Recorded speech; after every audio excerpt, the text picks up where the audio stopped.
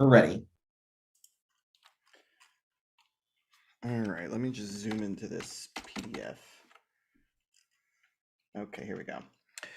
We are ready to go. Welcome to the June 5th, 2023 meeting of CB6 Transportation Committee. My name is Brian Van Nieuwenhoven, and I am the chair of this committee. Tonight, we are joined by Assistant District Manager Brendan Berth. The meeting is called to order at 7:01 p.m. As a reminder, New York State law requires all community board members to have their cameras on and their first and last names displayed from the time the meeting is called to order until the time the meeting is adjourned. If your camera is not on and your name not properly displayed, you cannot count toward quorum. Members of the public, you can raise any questions or comments that you have through the Q&A feature of Zoom. If there is time following the committee's discussion, we will field questions from the public.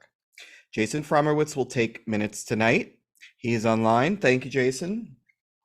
In terms of minute sign up, Brendan said that he would send a minutes sign up thing over the summer, and that will also be part of, we're going on a summer break. We're not going to have a July and August meeting at this time. We'll let you know if that's different or if anything changes with that. But we'll have 2 months off, and in the fall or sometime leading into the fall, we will begin to circulate the poll thing or the sign up sheets for the minutes for the full meetings. But for now, we're okay. Thank you, Jason. And thank you, everybody, for your hard work on that. We will now take attendance by roll call. Brendan will conduct the roll call. Committee members, I will call your name and you will unmute yourselves. When your name is called, please say present. I will announce if there is quorum. Majed Abdul Samad. Present. Okay. Mike Devereaux. Present. B. Disman. Present. Jason Fromowitz. Present. Matt Roberts. Present. Larry Shire.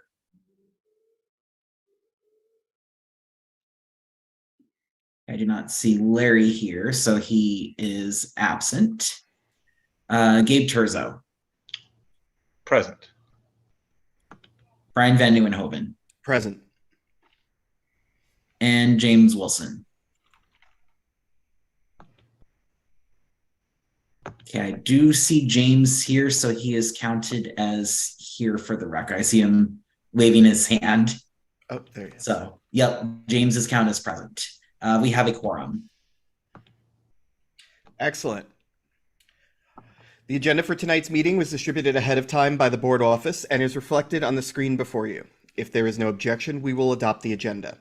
Members of the committee, if you object to adopting the agenda, you may raise your hand through Zoom.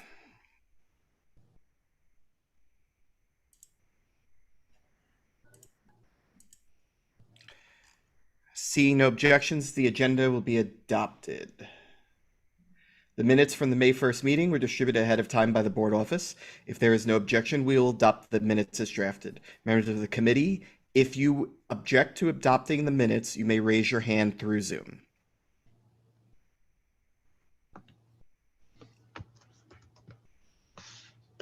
Seeing no objections, the minutes from the May 1st meeting are adopted. They will soon be available on the CB6 website.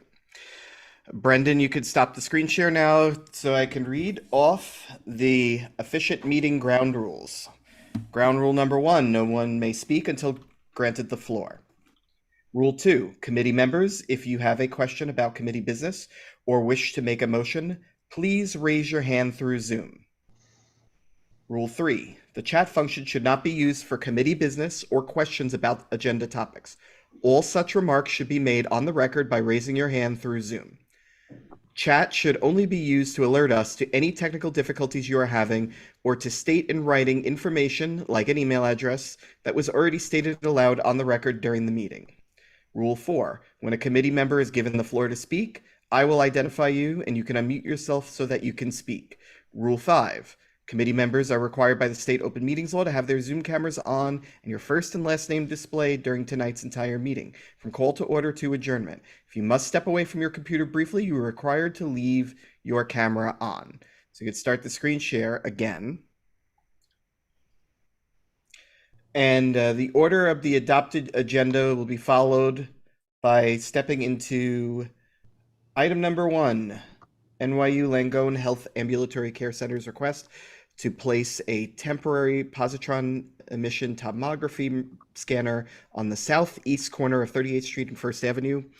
We have a number of representatives from NYU who are on the screen share tonight. Brendan, let them know that they are ready. Give them whatever help they need. It's their show now. Yep, you all should be able to share your screen. Thank you. And if you have very any much. issues, please let me know.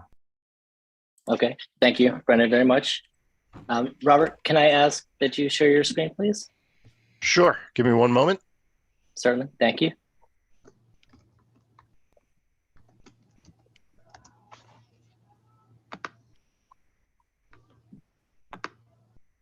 Okay, All right. Brendan, can you confirm you can see the screen? Yes, I can. Perfect, thank you very much. And good evening, everyone.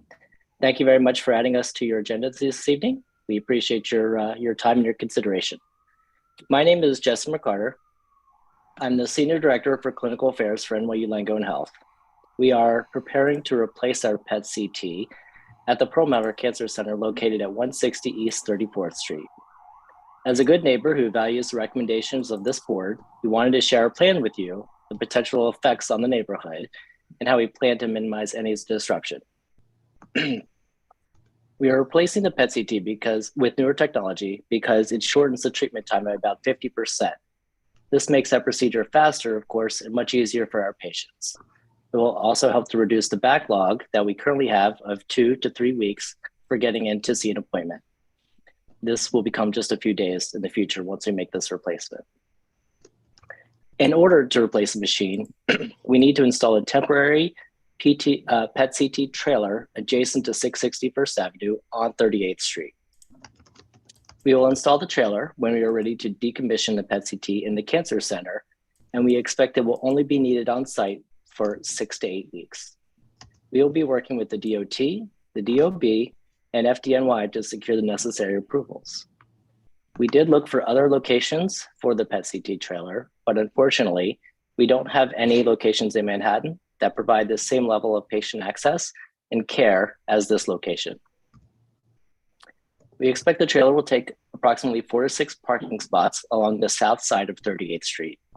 It will be powered from 660 First Avenue and will not make any significant noise above normal street levels. Patients will be seen only during business hours and will access the trailer from 660 First Avenue through a hallway that we will build between the building and the trailer. As such, pedestrian traffic will be temporarily restricted along the south sidewalk and will be addressed to a pedestrian lane protected by concrete jersey barriers and by redirecting pedestrians to the sidewalk on the north side of 38th Street. Robert Najamia from our traffic consultant, Sam Schwartz, is on the phone tonight, and he will speak to the effects to 38th Street and our proposed solutions during this temporary condition. Robert, could you take it from there, please? Sure. Good evening, everyone. Thank you for having us. So the plan, as Jesse had indicated, and again, this is still being worked out with DOB and DOT and all the other agencies, but would be to temporarily have a trailer located in the south curb lane of 38th Street and have a protected pedestrian path around the trailer with temporary ramps to bring pedestrians back onto the sidewalks on either side of the trailer. And again, it would be protected. There'd be barriers set up to separate the pedestrian traffic from the vehicular traffic. More than likely, what we've requested of DOT is that during this time, we be allowed to convert this one block segment of 38th Street to one-way eastbound. That way we can maintain at least some traffic flow as well as the pedestrian path on the same side of the street on the south side.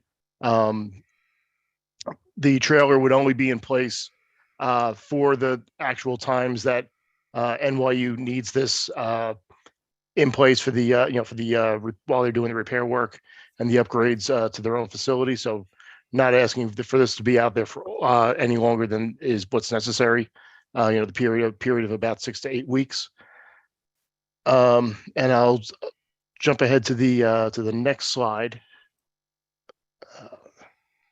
Just to show you, there's a street view look of the site We're showing in yellow more or less what the pedestrian path would be, and the trailer would be within that zone as well.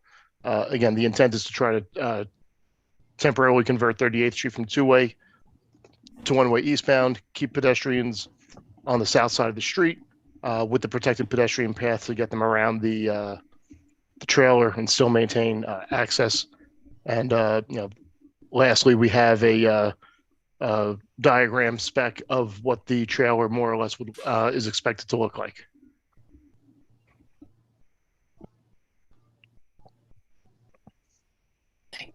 Thank you, Robert. So, Brendan, you mentioned questions and answers earlier, and I'm not sure if this is the appropriate time, but we're happy to entertain any if there are any. Yes. Yeah, members of the committee usually ask questions and then members of the public. Thank you. Yeah, I'm gonna have the first question. So that 6 to 8 week timeline that you're predicting on this, is there anything that could potentially lengthen that? Are you totally solid on that? We are very confident in that time frame. So what that time frame entails is powering down and decommissioning the PET-CT that's in the cancer center itself and removing it and replacing it with a new one. That is what we term a one-for-one replacement. So the power for the new PET-CT inside the cancer center will already be there and ready to accept the new PET-CT. So we've done everything we can to minimize the construction inside of the building to minimize the time frame that the trailer needs to be on site. So we are confident in that time frame. Yes.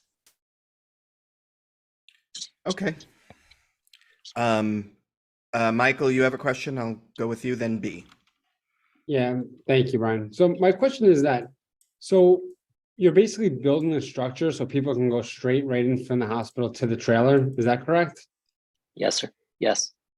Now, what is the purpose of that? Why can't the people just walk onto the sidewalk and then into the trailer instead of diverting the pedestrian? It's a great question. So because there is a little prep work for the patients, so we will intake the patients into 660 First Avenue. We'll do the prep work there. Then they go to the procedure and they return to the same area for recovery and debrief with the physician. So they they might be in an inpatient gown or something to that effect. So we wouldn't want that to be out on the street for their safety or for the public. Thank you. Okay. B, you have your hand up, and then Majed. Yeah, so I just wanted, I couldn't tell from the sketch, and you said the trailer is the equivalent of 4 to 6 cars. What is the length of the trailer, the width of the trailer? And also you're building a protective walking path. How far does that bring it out? So that at the end of the day, what am I looking at? So I have, sorry, go ahead. This is Robert. I was going to Thanks. speak to that. I know the Sure. the specific trailer is still being ironed out by NYU, but roughly the size of the trailer is probably on the order of about 35 to 40 feet in length. So that's about 2 parking spaces. And then to have the pedestrian path on either side for there to be enough room for pedestrians to get back up to the sidewalk, as well as have the barriers. That's where it extends a little bit more. So it's maybe somewhere on the order of 50 to 60 feet total length of space that's occupied. So that we have, 2 pedestrian paths, one on either side of the trailer, as well as the trailer itself. Thank you. Majed, you're next. Thank you. So actually, I just wanted to ask about accommodation for pedestrians there. Will you be building ramps down basically from both sides of the trailer? And would you be adding lighting for pedestrians there? There would be temporary pedestrian ramps, yes. Probably asphalt, temporary asphalt with drainage, a drainage pipe that goes through. That's a pretty standard treatment all around the city whenever there's a similar situation. As far as lighting goes, Jesse, correct me if I'm wrong, but I know that there's a street light pole right there existing. I don't know that there's necessarily a need for additional pedestrian lighting, but I defer to NYU for that one, and or DOT if they require it. Thank you, Robert. I would say the same thing. I don't think we had an intention to add site lighting, but understanding that that trailer might cast shadows, we could certainly entertain putting lighting that would come off the trailers to light that path. And of course, if the DOT required it, we would do that anyway. Got it. Thank you. Just as a follow-up, I'll say there is somewhat of an issue with the homeless population right at the vent outside the building, maybe more so in the winter than in the summer. So yeah, just something for you guys to consider, that we're not adding more possibly blind spots or areas where even waste can collect. Thank you. Point taken. Thank you.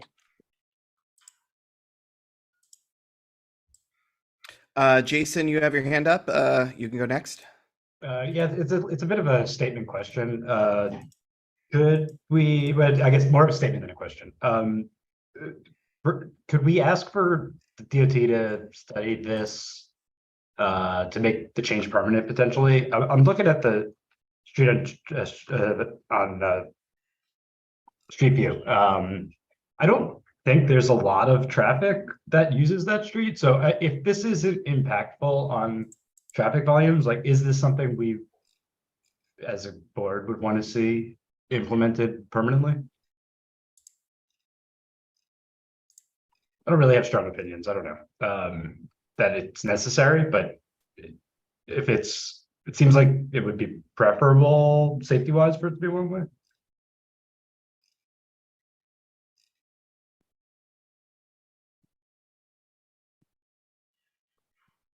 Actually, Brian, if I can address this very quick, by closing the westbound 38th Street, basically we're sending traffic down to 37th. So all the traffic coming in from the FDR would then have to go down to 37th just to come up first again. Volume wise, yeah, I know this because actually I'm on that block right now. So I know there's not a huge, like volumes on it, definitely over capacity, but it is the entrance from the FDR. So probably something to consider. But yeah, definitely, actually, we'll see how 8 weeks in, how this looks, and maybe we can pitch it to DOT.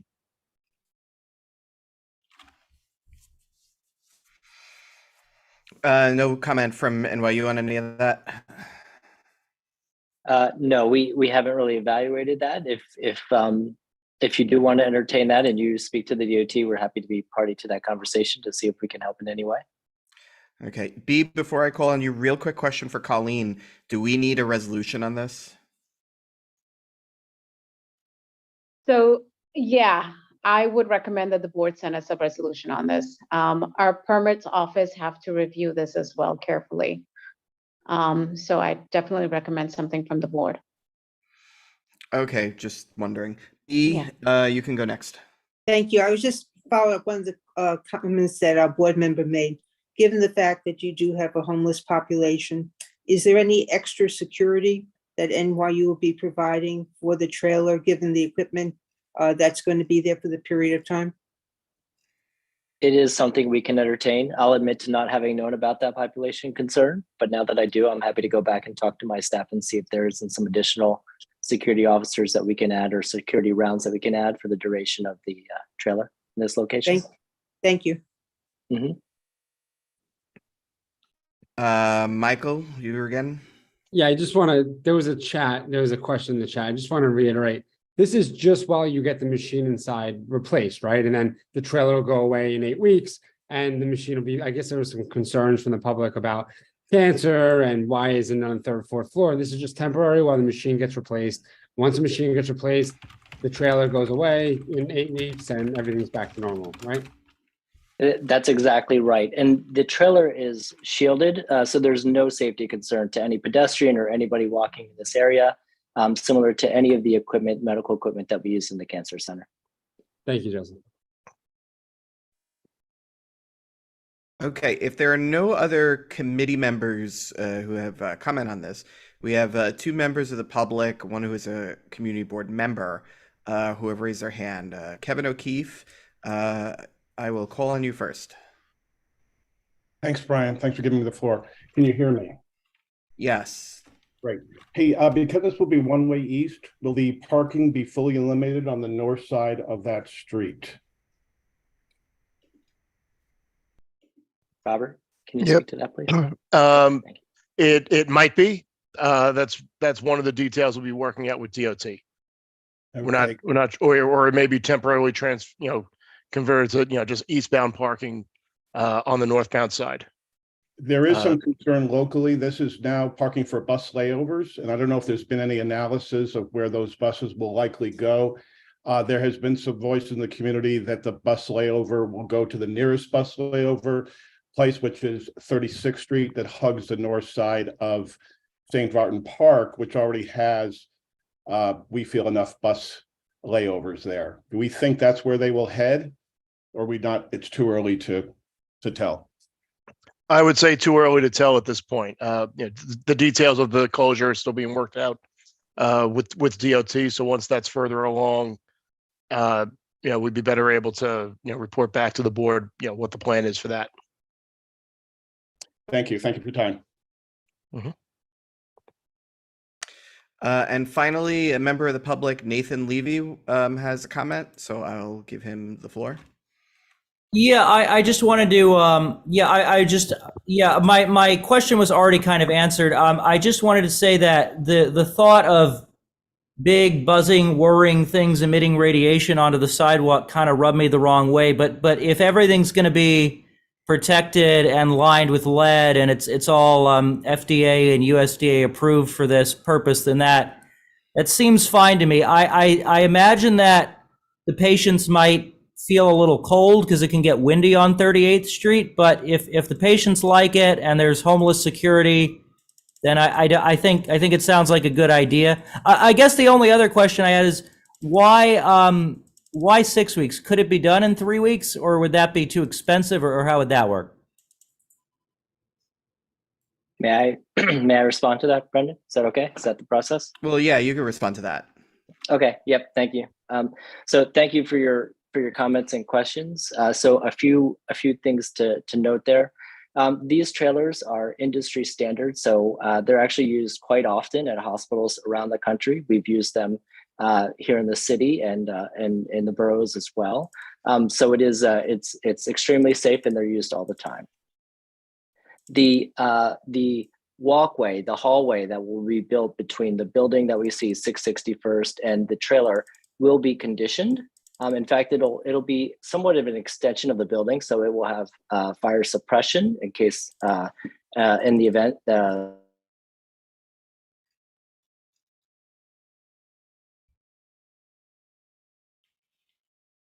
seamless that they're actually going from inside the building to inside the hallway to inside the trailer. Hopefully that answers that question.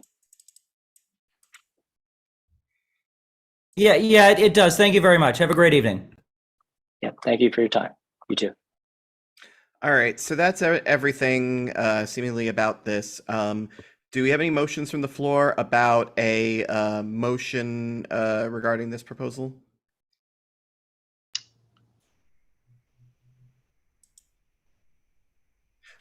B, go ahead. So I'd like to propose a resolution that supports the concept of providing temporarily a trailer on 38th Street for a 6 to 8 week period. And once it is worked out with the Department of Buildings and Transportation, for NYU to come back and give us the details of what the agreements are. Do I see a second for that? Second. Okay. So I don't have, my only commentary on the structure of that is that we could do a resolution of no objection, or we could do a resolution in support. I advise no objection, and I think the point about asking post approval, final details to come back to committee is a totally legit thing. So it's been seconded. I don't have any particular amendments, but if you want to clarify phrasing on that, go ahead. Otherwise, we can move to a vote. I accept your no objection. So the amendment, or the resolution as proposed, is a motion of no objection to the concept of the placement of this, and a request for NYU to come revisit us afterward. Do we have any debate on that particular resolution framing? Anyone from the committee have any suggestions? If not, we will move to a vote.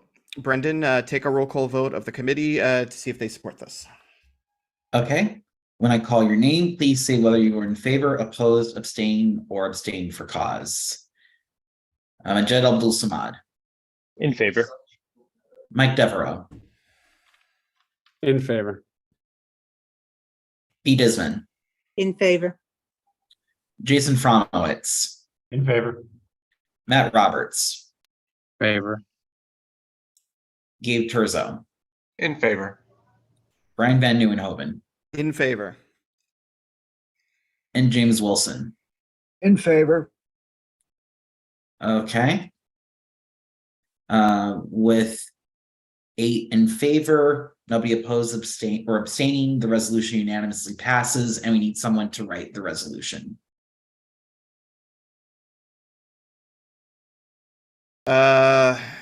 Jason and Gabe are both volunteering. Which one of you guys wants it more? I can do it. I don't necessarily want.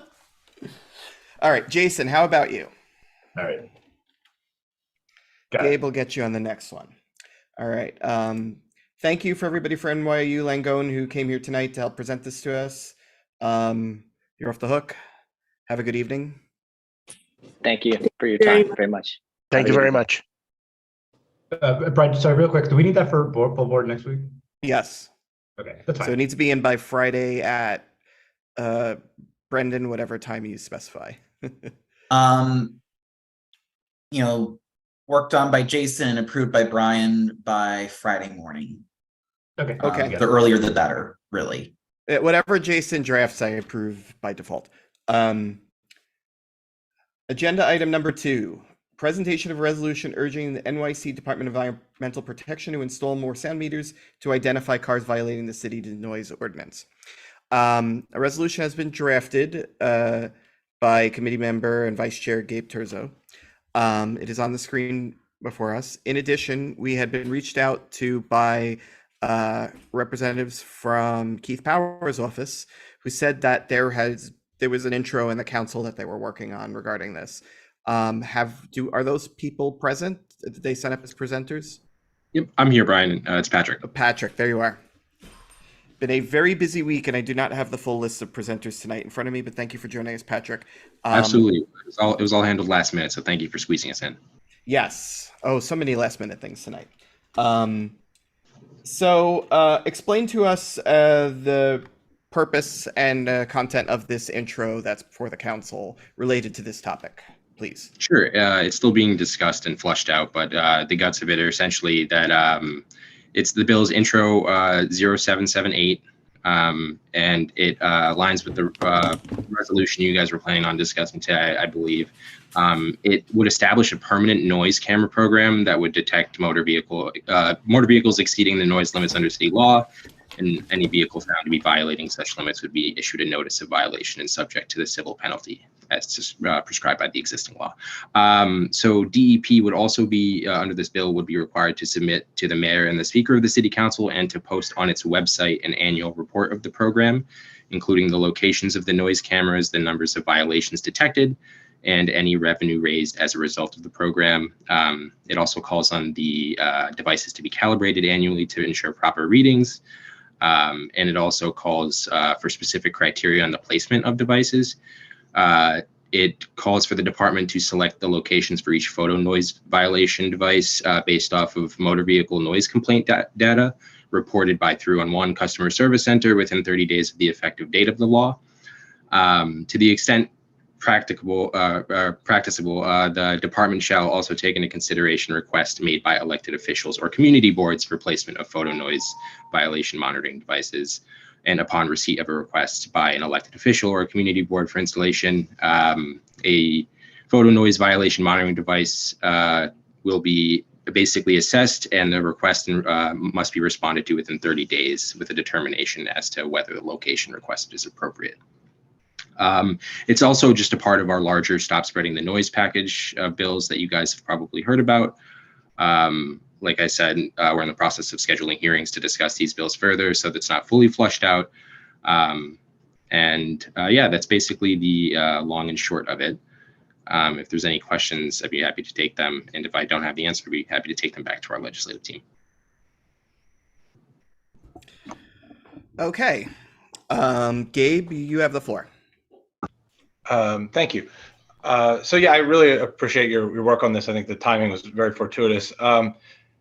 So just so I can understand it, because I'm trying to very quickly amend the resolution we have, you're essentially grounding the law still in the existing noise ordinance. It's an amendment to enforcement mechanisms and the kind of administrative works around those enforcement mechanisms, but the core is still built off the New York City noise ordinance. Yeah, it's essentially the pilot program that DEP began last June that's expiring or has expired. It's basically making that permanent. The decibel level, I believe, is standard. It's the 85 decibels or louder from a distance of 50 feet or more. I'm not sure if that answers your question. It does. Thank you.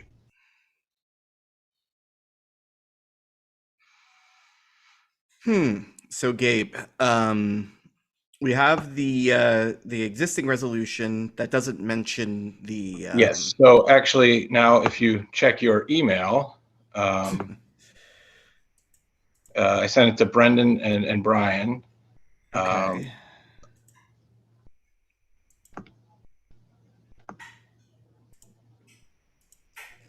Just popped up.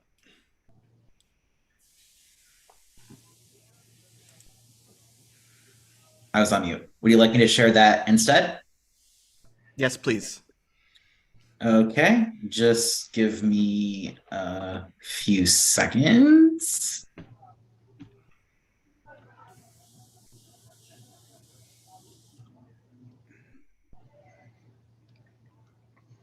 Almost there. Yeah, and so I'll just say briefly what I did was I added a whereas, sort of just mentioning the intro, and I added a second, therefore be it further resolved in favor of the intro.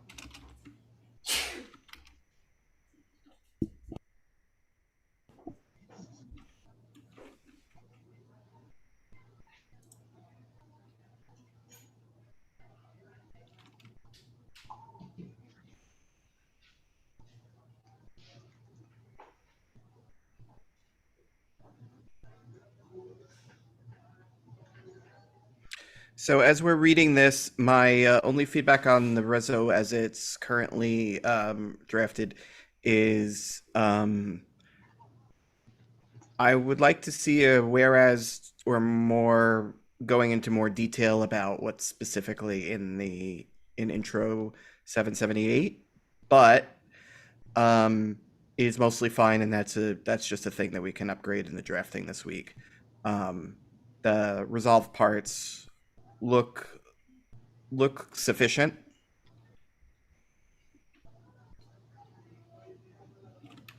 Okay, I mean, yeah, I'm happy to build it out kind of based on what we just heard, and the details that were given, Patrick, are they more or less available in the Yeah, a lot of it came from the actual text of the bill, so I can send the link to the bill if you'd like in chat. Okay, no, I have it actually. So okay, perfect. Yeah, it should be in the actual text on Legistar. Okay. B, you have the floor. In reading this, I see the number, I may be reading this incorrectly. I see the numbers are removed. We were talking about 8 and then about 100 by 2028. Are those still the numbers we're working with? Oh, I see it. It's up further. I see it. So I have a question. You know, whenever we implement new things, there's a budgetary and a workforce requirement that you need staffing to do it. Do we have any, but I support this, but do we have any budget estimates as to what this will cost? I'm sorry, is I don't have any budget estimates with me, if that question was for me. But Yes, I can Patrick. definitely go back to our legislative team and find out if they've already been in talks. I just don't have the information with me right now. Okay, because I have always supported legislation, kind of knowing what the ultimate cost will be and looking at the budget when you have to make choices, which choices you make, but I support the idea. Yeah, and that it should remain to be said. They are still looking to schedule this for a committee hearing. So once it is discussed at committee, I'm sure it'll be fleshed out more, and that some of that will be discussed as well. Okay, thank you.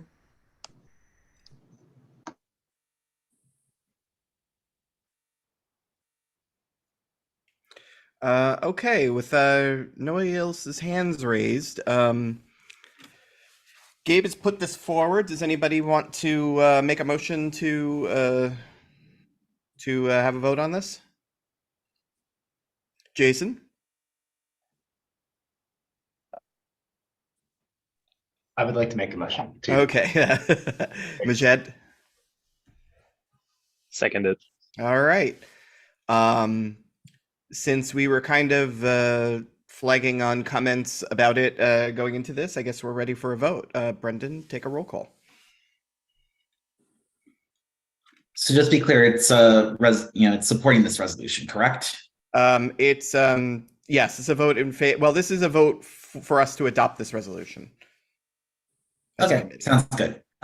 So when I call your name, please say whether you're in favor, opposed, abstain, or abstain for cause. Majid Abdul Samad.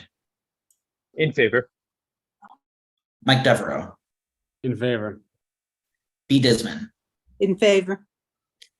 Jason Fromowitz. In favor.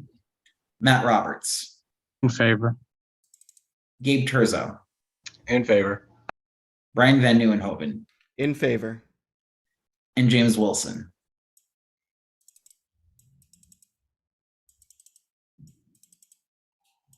Okay, James, you are on. Okay, actually, I don't see James here currently. Currently not on the panelist list, and I'm just but scrolling around. But we do have 7 in favor, unanimous. Okay, adopted. Patrick, thank you for coming to join us tonight. I know it was short notice. Of course, thank you for having me. Excellent. Moving on to and also Gabe, thanks for drafting that up. That was entirely of Gabe's own volition to come up with that. He feels passionately about neighborhood issues, and it shines in his work. Agenda item number 3: presentation by NYC Department of Transportation on bike lane enhancements on Sutton Place South and East 54th Street to connect the local bike network to Sutton Place Park and the East Midtown Greenway. Colleen, are you leading the charge on this? Yes, hi, good evening. And thank you, Mr. Chair, for allowing DOT to give a presentation tonight on the bike lane enhancements on Sutton Place South and East 54th Street East Midtown Greenway. I'd like to recognize my colleagues, Paula Rubera and Claire Brennan. My colleague Paula is the one who's going to take charge and deliver the presentation. So thank you so much for accommodating us this evening. Thank you, Colleen. Thank you everyone for having us. Let me see if I can share my screen. Are y'all able to see it? Yep. Okay. All right. So this is hopefully a really quick presentation for you. I'm hopeful that we have folks from EDC join us. If not, Colleen can probably answer some of the questions that you might have. Sorry. So a little overview of the presentation. We're just going to go a little bit over the background, the project area, context for the Midtown Waterfront Greenway, some of the goals of this project, a little bit of the data behind the project, and then the proposal. So some of the background, as you all probably know, we've been coming to CB Community Board 6 over the years for incremental upgrades that we've been making to the protected bike lane network in this area. We have north-south connections on 1st and 2nd Avenues, and we also have crosstown routes. There are protected facilities on 50 to 55.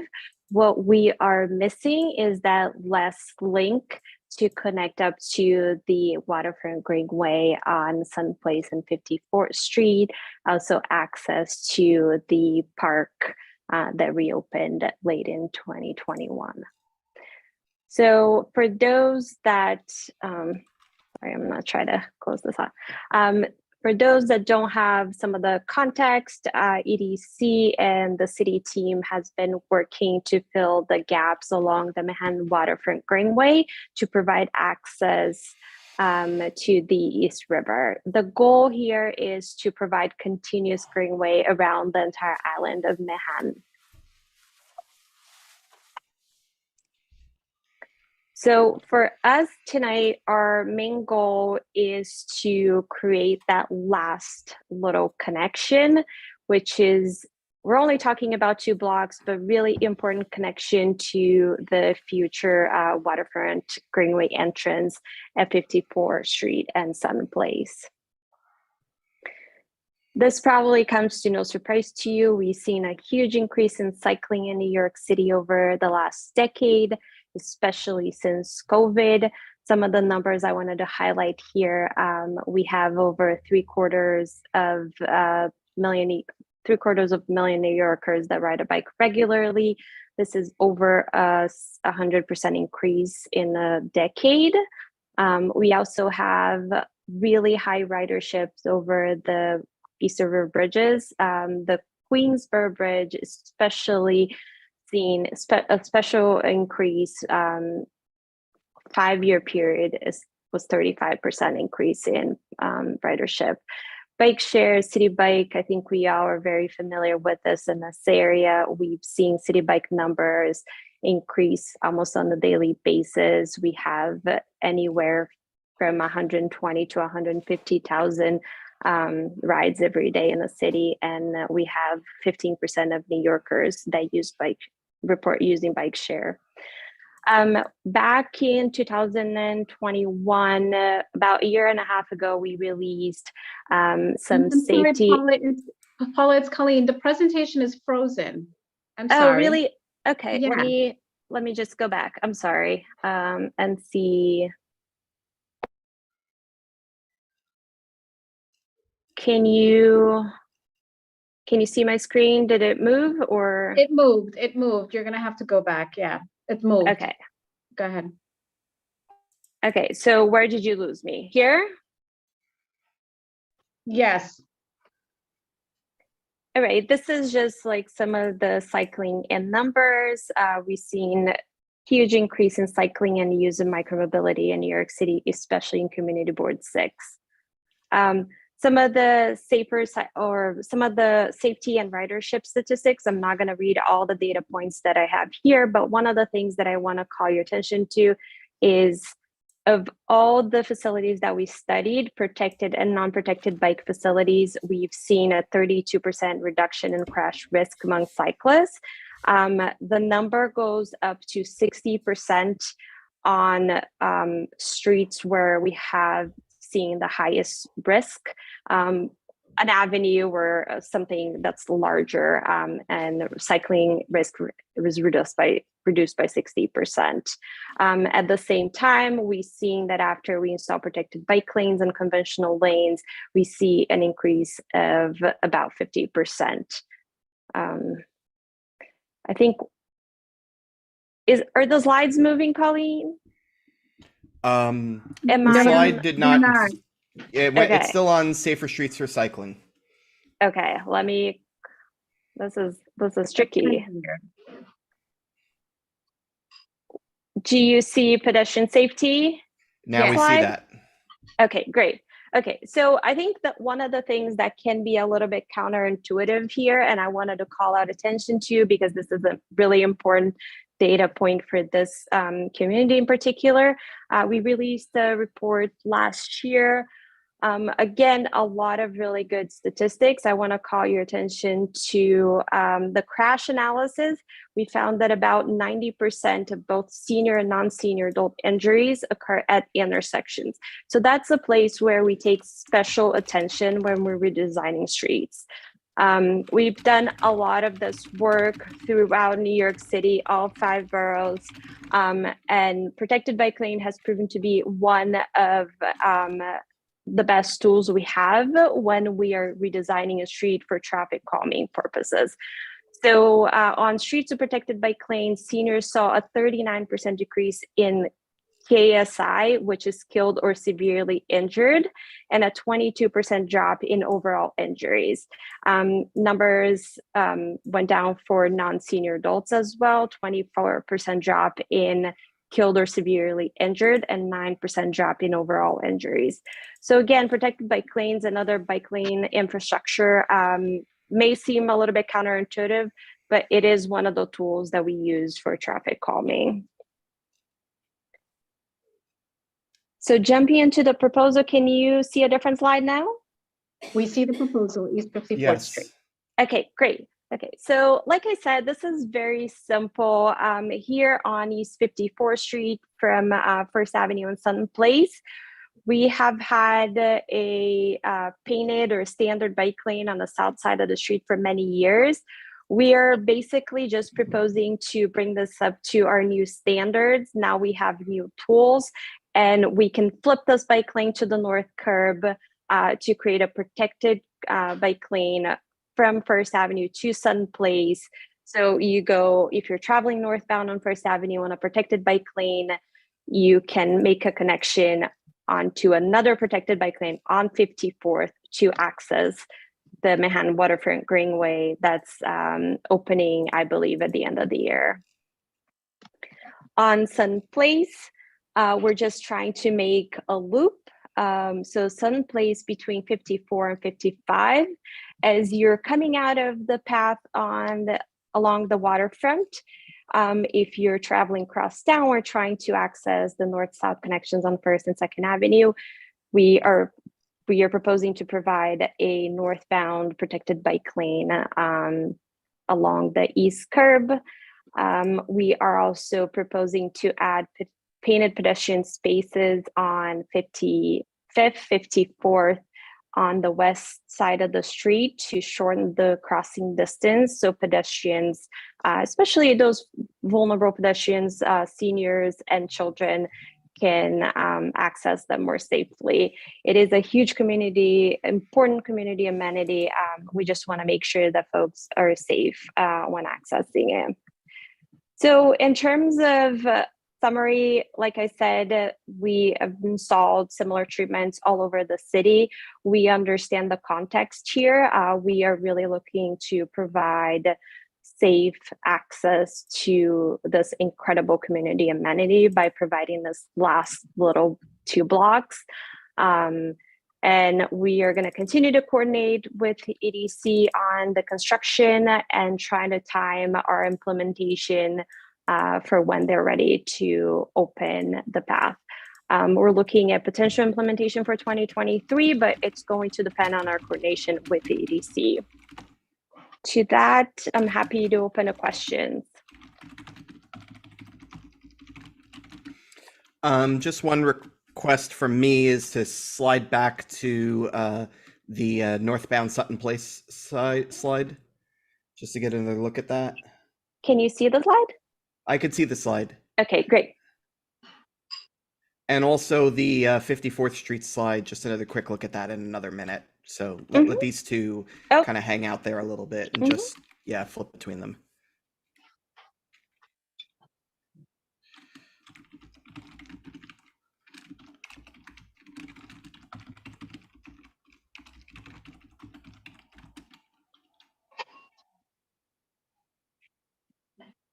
Okay, I see that we have committee questions. B, you go first. Then Michael, then Jason. Thank you. I have to say, Brian, as I look at the Sutton Place one, I'm having a little difficulty understanding it. So if you could repeat it again, but before you do, you're making the presentation to us today. I think if you look at Sutton Place and 54th Street, you have a lot of very active community organizations and groups. Has this presentation been made to them, or is this the first time that the presentation's being made to the community? So it's Colleen. We have been working very closely with the Sutton Place folks along with EDC. We've had monthly meetings in the past within the last few years. Even during COVID, we did have meetings with them virtual. I did share with 25 and 45 Sutton Place that we were going to be here presenting the project this evening. So I'm not sure if anyone from 25 and 45 are here joining us this evening. So Colleen, have you guys talked with the Sutton Place Parks Conservancy? Sutton Place Parks Conservancy, maybe EDC have, because they've done a lot of the outreach. So we would have to check with EDC. Okay, they said they were having a board meeting today. DOT needs to reach out to them. And if you Sure. reach out to our office, they've provided contact information for DOT to talk to them. I think it's sufficient that you talk to the buildings in the area that are bordering the project area, but there's an additional conservancy for the park, apparently. They emailed me over the weekend.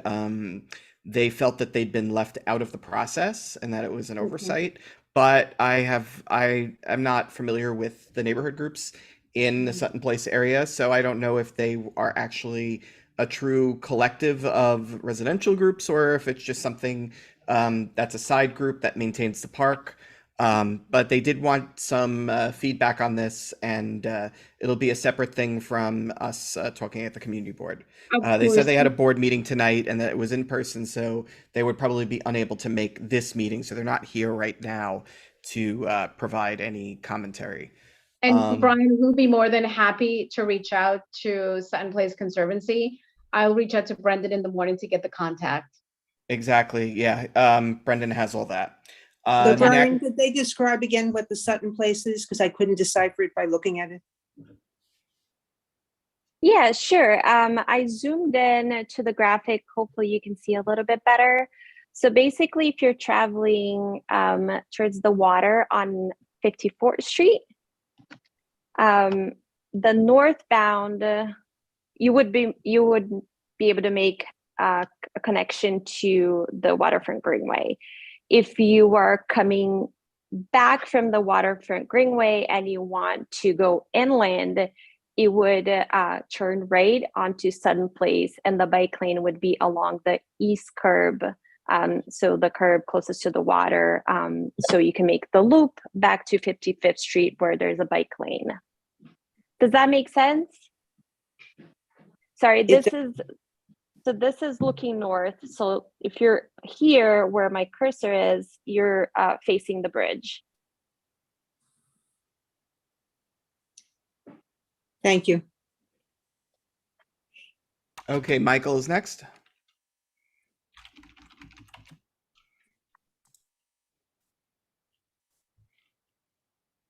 Michael, you don't have a question? Oh, All sorry. right. Hey, Yeah. Jerry?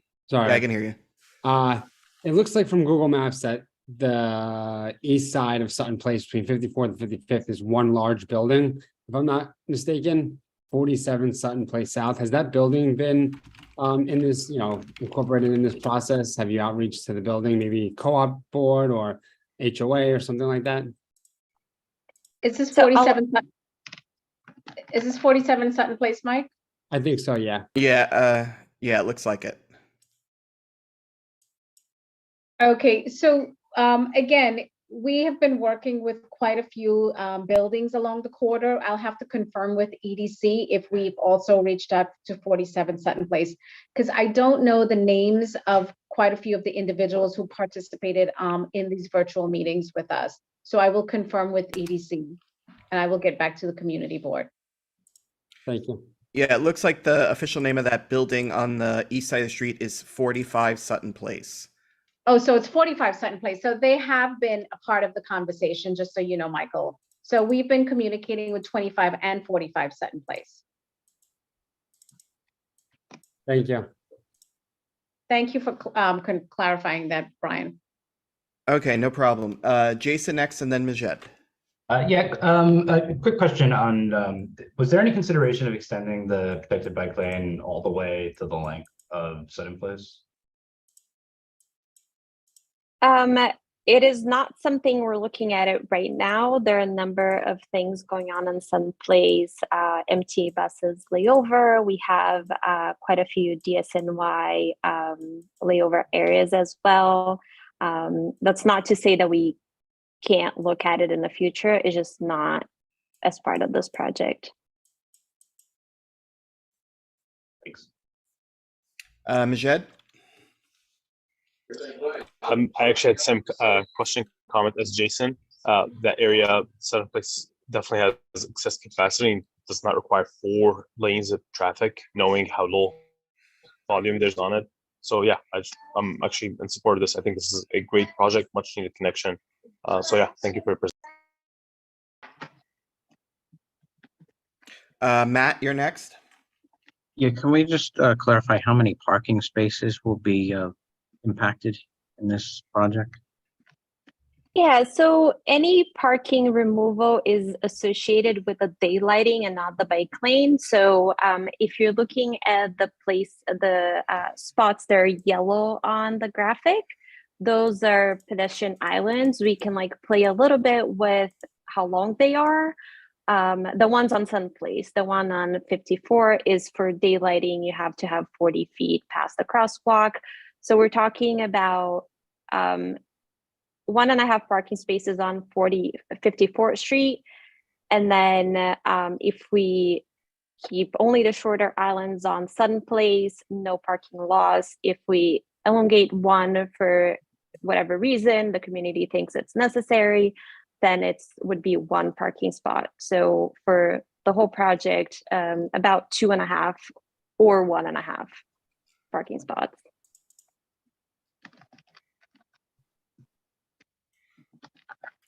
And Jason, once again. Yeah, thanks. Sorry. In terms of the daylighting, just more of a DOT process question. Is that becoming basically standard for like street redesigns, or I'm supportive of it.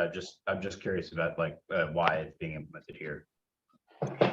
Yeah, so the daylighting is standard for every time we have a left turn conflict. So every Manhattan Street or avenue where we have a protected bike lane going along the curb, we do add daylighting. It is something that we're doing more and more, and we are studying these the more we do them. It's not something we've done a ton on the right side of the street, so we need to study a little bit more, but on the left side of the street, it's pretty standard. Minor follow-up to that as well.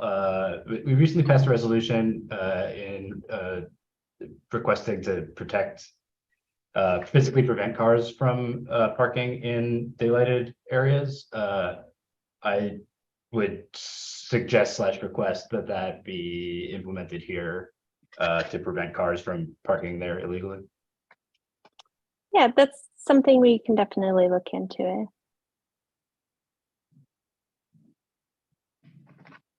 Any other committee comments or questions?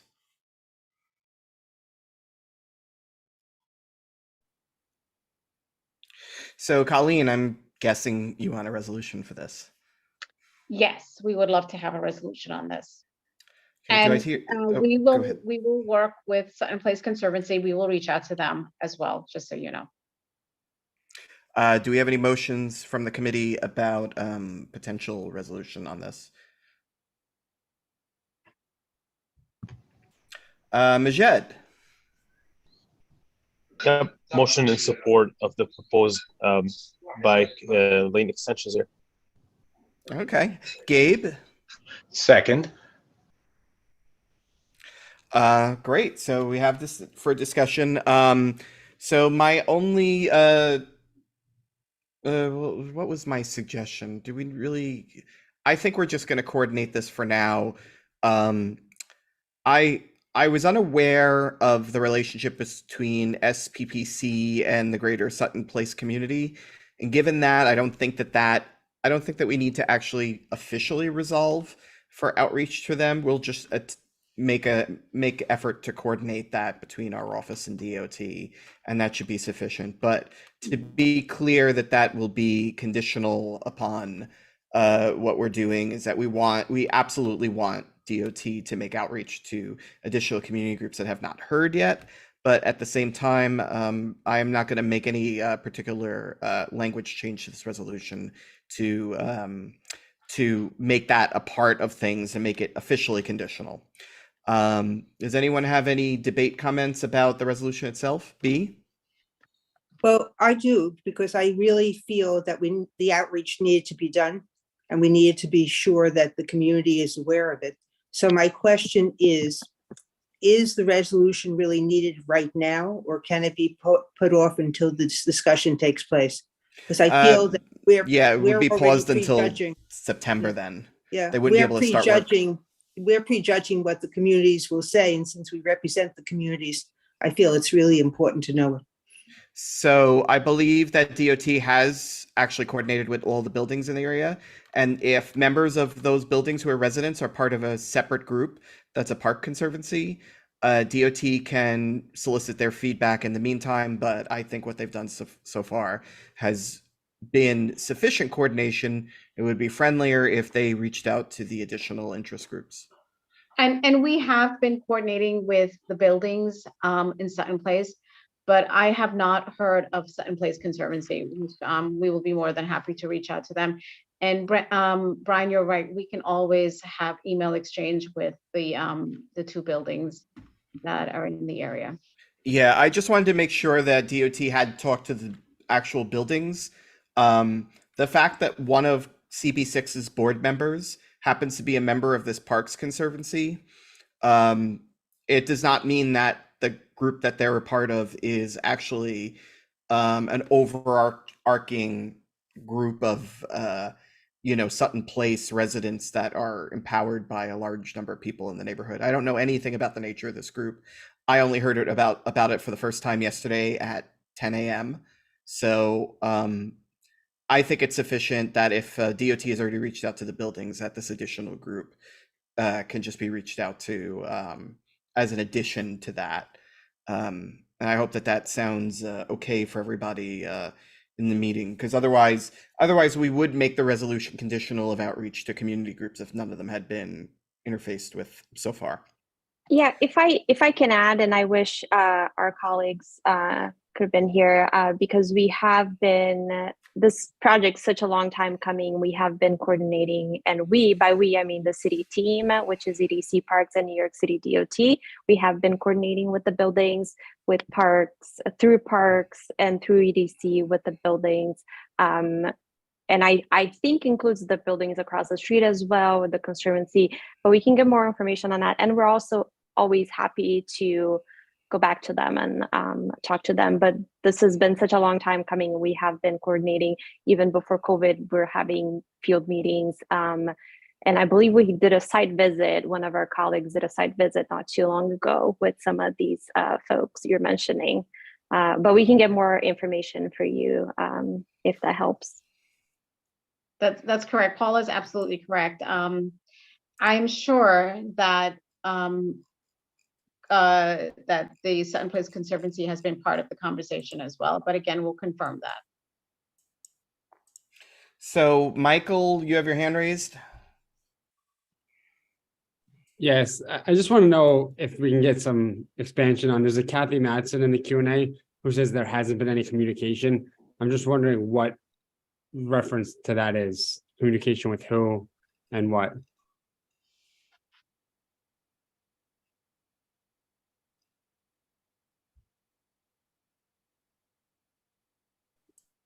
DOT, do you guys have any response to that? I'm not familiar with the name. I think if you allow her to speak, maybe we should, be able to get some information, but I'm not familiar with her name. So given that there's a lot of stuff going back and forth in the chat and in the question and answer, I want to kind of get this out of the way. There are two people who have their hands raised. One is Stuart Leventhal. I'm going to select him right now. Brendan, allow him to talk. And remember, this is just public commentary on the proposal. Members of the public are not allowed to vote on resolutions by the board. Only board members can vote. We'll give you a chance to speak. Go ahead. Hi, thank you very much. Thank you for the presentation, greatly appreciated. I'm just commenting as a guy on the street. I live in 45, that's the white building with the scaffolding that you see in the graphic there. And I'm also a bike rider. ride my bike all the time. And although the charts and graphics and statistics were compelling, I just feel obligated to let you know that in my observation, 75%, if not more, of the bike lanes are being used by Uber Eats, DoorDash, and Chinese food delivery people on lithium-ion bikes going 40 miles an hour in the bike lanes, cutting across streets, cutting onto sidewalks, and are being dangerous unto themselves. The number of bike riders like myself are few and far between. There are some of the city bike riders, but they also now have an option to get the motorized bikes. So they too are zipping around there and not using it as just a normal bike rider's situation. It's just my own observation as someone who's a member of the community and someone who's concerned about this all the time. But anyone who's on the street can tell you that the lion's share of bike lane use now is not people like me. It's people who are DoorDash carrying, also with these carts that ride behind them. They're generally about 8 to 10 feet long, and they carry packages and boxes. So it's not just normal use of a bike lane. Thank you. And so just to clarify, you're mentioning there's a lot of incursions from non-bicycling uses in those lanes, and that's something DOT should consider in their design. Well, it's not an incursion. That's how it's being used. However, the bike lanes were designed to be in use years ago. I get and I appreciate and I support, but the world has changed, especially since COVID. Everyone is ordering in, sitting down, pressing add to cart, and 15 minutes later, a DoorDash guy shows up with your package. Many of the buildings in the area, if you go to the lobby, they are overwhelmed with food deliveries and other packages. So it's a little bit of the sign of the times, but these people and these companies are now using your bike lanes as their Long Island expressways, and they're not paying anything for it. Just go out onto the street, go over to First Avenue and 54th Street. I was there earlier shopping, and I said, let me count this just to do it before this meeting. And I counted one regular bike, and I counted 30 lithium-ion bike riders. And these are the same lithium-ion bikes that are causing all the problems that the fire department is having to deal with. There are shops now set up where all they do is lease and sell these lithium bikes. There's one on 54th Street between 1st and 2nd. They charge the batteries up. It's a new industry. It's a new business. It's great business if you're in it. But okay, Stuart, I have to keep you focused. Is this about what about specifically about the bike lane itself? Are you clarifying the design of it? Well, the question there is simple. Is that bike lane to be used for bikes going onto the greenway once that bridge is opened up, or will that bike route continue on up First Avenue and try to go into the little Sutton Place parks on 56th and 57th Street? Okay, yeah, that was answered by the presentation, so I think we're good on that. It's establishing a network of connected bicycle lanes that can be used by anybody who's on a bicycle. I'm going to move on and call Kathy Matson to talk. Kathy, you have the floor.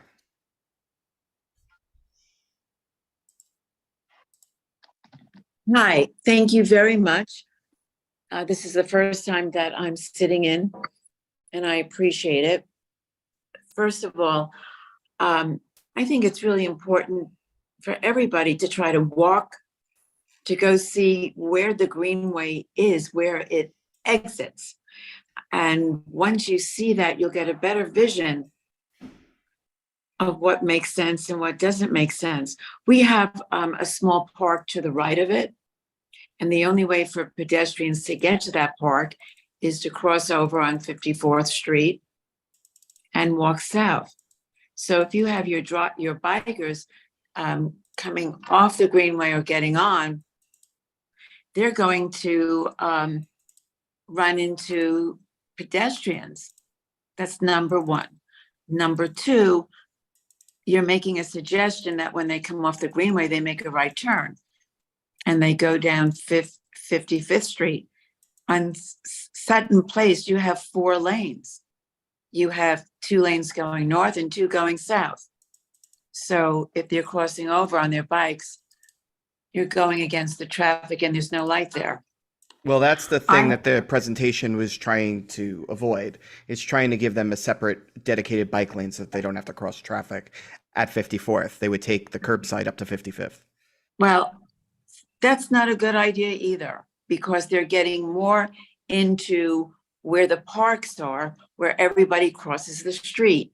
So when you redirect them to 55th Street, you're bringing them towards the parks that are on the river, and people walk their dogs, they cross over. There's no consideration given to the people who are there, who come there to go to the parks and walk their dogs. So now they have to think about not just the cars, but bikers. And who's going to take care of safety there? Who's going to make sure that the bikers just don't go off wherever they want to go off? What about the noise? What about, I mean, I think it's a great idea to have it, but no one has really walked the property. And that's what's important. And by the way, no one has gone into the buildings to talk to anybody, to ask them what they think or what they would do, or safety and noise. I mean, are you going to close it at night? What happens when they come riding down at 10 o'clock at night with their music blasting? Are they allowed to play music? What about talking and laughing? I mean, you're making it into an amusement park if you don't have signs. Yeah, so this isn't about at all the opening hours of the park itself. So these will be 24/7 facilities on the street, just like the cars that pass that go up to the Queensboro Bridge. So we don't think we're making a negative impact with that. There will be separate opportunities for feedback about the actual operation of the park. So that's not a part So of this you're conversation. nixing everything that I'm suggesting about the noise and about the traffic. Where are you going to have some, I mean, to make them turn right to go up is not a good thing to do because they're going against traffic. And who's going to what? And by the way, what kind of security are you going to have? I mean, there are no cameras that are on the street. What's going to happen when folks come down and across? Who's going to protect the people who park their cars on the street or the neighborhood? Where's our safety at night? I Well, mean, all I'm going to say is that the setup as was outlined to us is similar to the bike lane that's on First Avenue. And we do not have any particular concerns coming to us about those particular things. If there's any individuals creating a disturbance, they will need to be dealt with separately. There are laws about these things. We think that's a good But framework people for don't- dealing with truly unreasonable impacts. But the vast majority of people passing onto the Greenway are not going to be making noise and wait a are second. not Wait, going to be causing some of those That's impacts. not true. You don't know where the connector is and you don't live up there. I'm just saying, I hear exactly what you're saying, but there is no security. And as it is, when bikers go against the traffic and do all kinds of things, nobody stops them and there's no security there. So I'm curious to know if they're going to put up cameras. So if you don't have any answers, that's fine. I would just love someone to send me the contact information for the folks who SAC can be in touch with to find out what's going on, because the security and safety of the people who live around here and everywhere else is of great concern. And as far as it being open 24/7, people need to understand about the noise. Well, I'm talking about the street is open 24/7. All the streets in Manhattan are 24/7 streets for the most part. This is only about the design changes that are being made in the roadbed. This has nothing to do with the bridge or the park or anything. I understand. It has to do with a lot more Okay, than that. and so on that Thank to you that very level, much. yeah. Okay, Thank you, but I would be grateful if someone could send me the contact information so I could give it to the president of SAC. That would be wonderful. And I Okay, thank you if again. you guys have any contact info from DOT to post in the webinar chat, that would be great.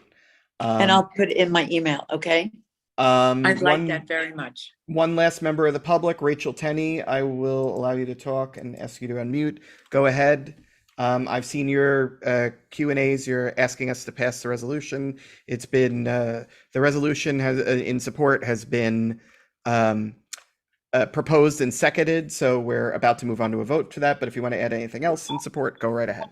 Yeah, I just want to add as another community member who lives in the neighborhood directly adjacent to Sutton Place. I will be a frequent user of the Greenway. I have been waiting for this connection, which will make an off-street safe bike route for us north-south, getting north up to Randall's Island and to use the other pieces of the Greenway north of our neighborhood. And it makes sense for the DOT to connect existing bike routes to the Greenway so that there's safe entrances and exits. It's really an ongoing issue how cyclists can safely reach the Greenway entrances and exits. Often we're going without protected bike lanes on streets where cars park in the bike lanes that are there, but again, not protected. And so I really applaud the DOT's proposal for this. And look forward to using our brand new access to the East River Greenway. Thank you. Okay, great.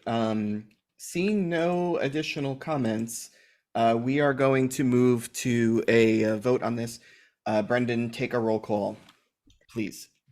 Okay, when I call your name, please say whether you are in favor, oppose, abstain, or abstain for cause. Majed Abdul-Samad. In favor. Mike Devereaux. In favor. B. Disman.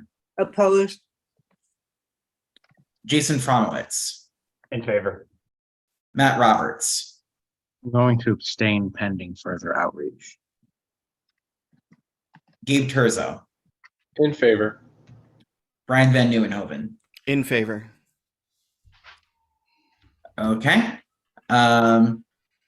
With 5 in favor, 1 opposed, and 1 abstention, the resolution passes, and we need someone to write the resolution.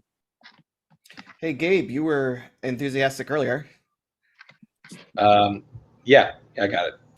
Looks like you're it. To our DOT reps who are on the call, please reach out to these individual groups that have announced themselves, including, I'm going to put this in the chat right now. I'll type their name again. Sutton Place Parks Conservancy. But I commend you for reaching out to the buildings so far. I understand that not every resident of each building is going to be aware of all of the individual discussions that their residence board may have had with DOT. But if you've had those discussions with the building boards themselves, that's a good thing. Let us know if there's any updates on that, and the office will be following up. And I'm sure that this will be spicy when this moves to full board. As you can get the idea that some of the discussion about these bike facilities relate to this inherent idea that all bicycles are criminals and that they need security. That's, not really the purview of what we're voting on tonight. And then on the other hand, there's going to be a lot of concern tied up in concerns about the park itself, which again are not the purview of this committee or this particular proposal or resolution. So hopefully we can keep focus on that when we move to full board. Jason, you have a comment? Yeah, just wanted to address something quickly that was brought up in the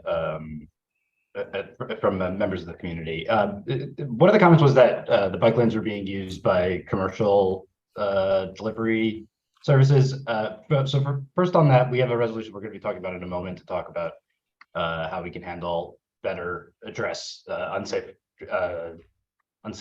riding practices that have been observed in the community. But I wanted to state my own opinion, and I think my understanding of the DOT's position on this, which is I think that is appropriate use of the bike lane is for these delivery drivers to be using. I don't think they should be excluded from the bike lanes. that I think they very much are there for their benefit as members of our community as well. Yeah, to speak to that point, they're bicycle lanes, and there's no similar discussion about those kind of restrictions for car traffic in car lanes on those streets. And it's right there near the bridge. So I can only imagine that people with much louder car stereos than those little USB radios that people use have gone past those buildings at night in the car lanes. And listen, there are laws against making excessive noise on the street at night. They're reasonable laws. They should be enforced. It is not a bike lane problem. Michael, you go next. I just want to comment to the e-bikes using the bike lane. I get that they're technically allowed. It's just, I personally, and this is my personal opinion, is whenever I'm riding a bike, like I was riding a city bike today, I'm actually more fearful of e-bikes than I am of the cars, especially in the bike lane. It seems like they're reckless. They're not stopping at stop signs. They're weaving in and out. And I know we're going to talk about this in the next thing. There has to be something done because it's just a safety. I mean, they're hitting people, it's causing fires and accidents, and it's just something that they have to abide by some rules. It's time to. So, a couple of things on this. First of all, we don't have accurate reporting on whether actual e-bikes of all classes are the ones actually causing these fires in the way that we've been getting the reports on. Obviously, some of these fires are being caused by lithium-ion batteries that are irresponsibly put together. That said, some of the stuff I'm hearing is that full-fledged mopeds are being parked in apartments that have batteries in them, that have electronic batteries, and that those are the ones that were starting some of the fires. That some of the fires are being caused by electrical overloads from charging too many devices at once and not by the actual bikes. And also, there's different classes of e-bikes. There's pedal assist bikes. There's the class 2 ones that are throttle, but only up to 18 miles an hour. And then there's the faster 25, 28 mile an hour class 3 ones, which are the ones that actually happen to be in the use by most of the businesses. While most people who are going to the store to buy a scooter or something like that are buying something that's class 2 or class 1. That could be a conversation for the committee in which, if we have concerns about the speed, we could talk about the class 3 bikes because they're the only things that are faster, and that could be cleaved off from everything else. But I think that it's way too general to say that e-bikes are the source of all this evil, especially because we just had a parking garage collapse that killed somebody, that we just had a crash in the district that killed somebody, that we just had another bicyclist get run over on Northern Boulevard yesterday that put somebody in the hospital. Yeah, we don't necessarily need to go down this road in this meeting, but if we went down this road, we wouldn't be looking at bikes, pretty much. I think Brian, a lot of this right? attention needs to be Brian. clarified because some of these things are actually kind of split up in ways, and also we have other safety issues that we would have to discuss. But I just wanted to clarify that because it's really easy based on information that I'm seeing in the news and based on information that is being disseminated by certain actors to get the idea that bicycles are a real problem in the city. And maybe we're just not operating in the right environment because it's not what we're getting out of CompStat. It's not what we're getting out of crash statistics. It's not what we're getting out of even most people's anecdotal experience out of this stuff. But that said, we do have an agenda item specifically about e-mobility coming up right now. We're going to move to it. Agenda item number 4, discussion of e-mobility in Manhattan Community District 6 with a resolution. Who should I give the floor to? Who's ready to speak for this? Jason, Majed, Matt? Do you guys have a plan or a run of show on this? Majed wrote the resolution. I can Okay. take a first stab at this, actually. All right, you have the floor. All right, then Jason, Matt, correct me or fill the gaps. Basically, we had a small group task force working on this, looking at how to address concerns that have been raised before in previous meetings and on this meeting about excessive speeding and dangerous behavior on bike lanes, specifically by e-vehicles. I'm just going to generalize. Obviously, the focus being on the ones that go beyond the speed of a just average bike, class 3 and otherwise.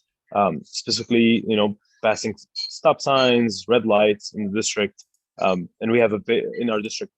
You all know this. We have a significantly higher number than elsewhere.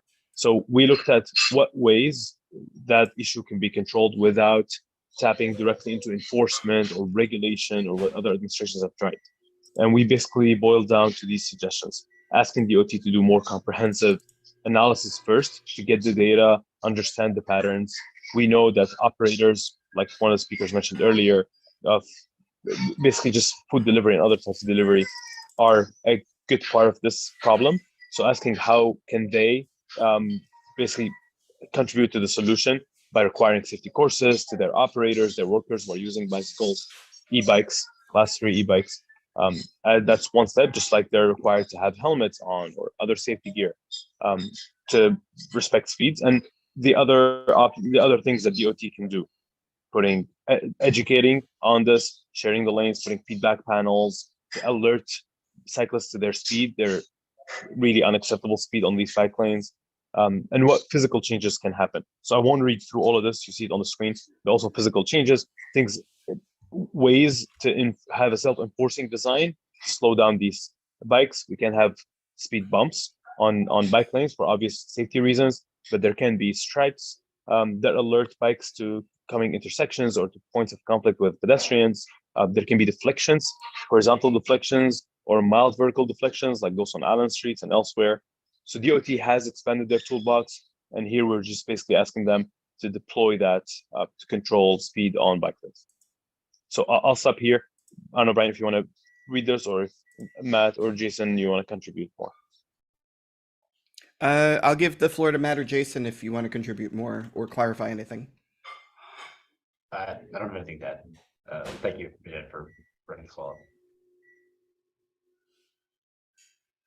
Yeah, nothing from me. I mean, it's the committee wants to read through, and then we can answer any questions.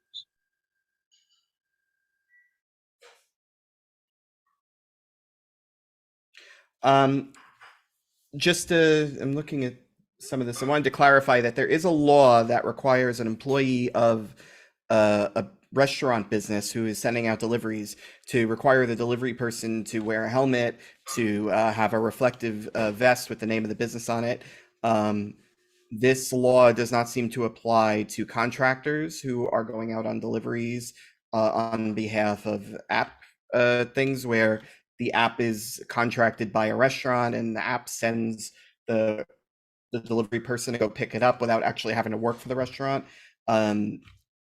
That's the reason why none of the deliveries that are going out are all these anonymous guys who are not seem to be abiding by any of the direct employee delivery laws anymore.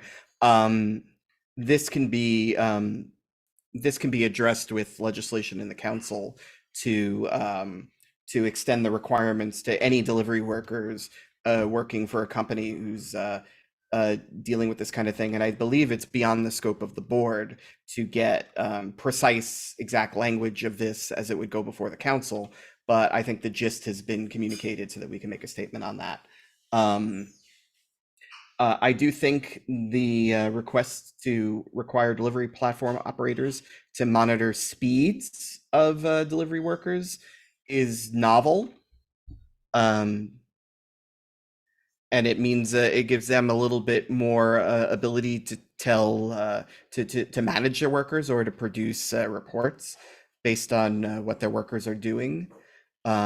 I should clarify that right now the speed limits on the streets are the speed limits, which include the car ones.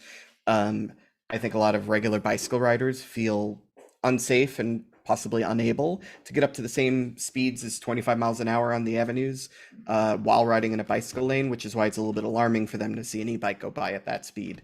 I don't believe that that is addressed in this resolution with a specific ask, but I think that that's kind of a fraught topic anyway, because there are a lot of cyclists who can ride fast, and if they want to and they choose to, and they're exercising cause, we want to be able to let them do what they want to do in the roadway, because bicycles can leave the bike lanes and ride in the main lanes of the roadway under certain circumstances, if they so choose. And we do not want to create an opportunity with ham-handed legislation or recommendations to put police solely on the patrol of finding cyclists who are doing lawful activities and to write them tickets for more reasons. Especially if that's not particularly the problem. Let me see, scroll up a little bit just to get the other parts of this in view. Brian, can I jump in real quick? Because something you said I thought was interesting on bringing in reporting on speed. That's not accounted for here, but could be really interesting if delivery platforms were required to provide some reporting to the city or to the public on speeds. It would mostly be investigatory stuff. It would, I don't think a monthly dashboard or that kind of thing would be helpful to anybody. Wouldn't tell anybody what they don't already know about biking in the city. Michael, go ahead. One of the biggest flaws is that a lot of these delivery drivers are now independent contractors. So, DoorDash and Caviar and Uber Eats has no responsibility for these drivers because they're not employees. So it'd be hard to require them to track these drivers of how their speed limit is when they're not even their employee, when they're an independent contractor. I don't see how that legally would be allowed. So, and my position on this is that some of this is well above the scope of the community board in terms of like what kind of regulations to put on what classes of employees. I think we should just focus on asking as clearly as possible what kind of improved outcomes we want to see or what kind of research or policy improvements we would like to see without necessarily needing to specify an exact solution. Because again, we're 50 volunteers and we're giving these recommendations to agencies that have $1 to $10 billion worth of budget each year.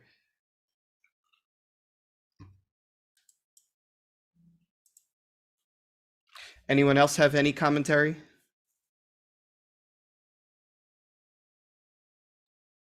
So I think what's been proposed here definitely it's trying to get to a place where the city is it makes people feel safer around the e-mobility vehicles, which has been a source of a lot of feedback and a lot of confusion.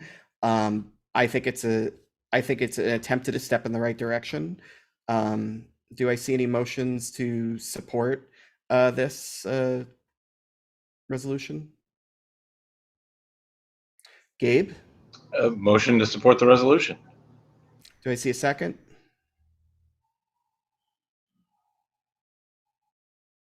Majed?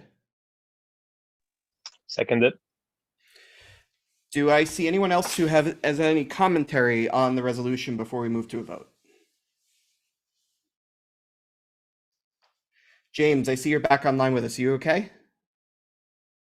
He said yes. Okay. I'm also going to look at the attendees. Nobody's got their hands raised. Seeing no additional feedback on this, would like to move it to a vote. Brendan, please take a roll call of the committee. Okay, when I call your name, please say whether you are in favor, opposed, abstain, or abstain for cause. Majed Abdul Samad. In favor. Mike Devereaux. In favor. B. Disman. In favor. Jason Fromowitz. In favor. Matt Roberts. Favor. Gabe Terzo. In favor. Brian Van Nieuwenhoven. In favor. And James Wilson.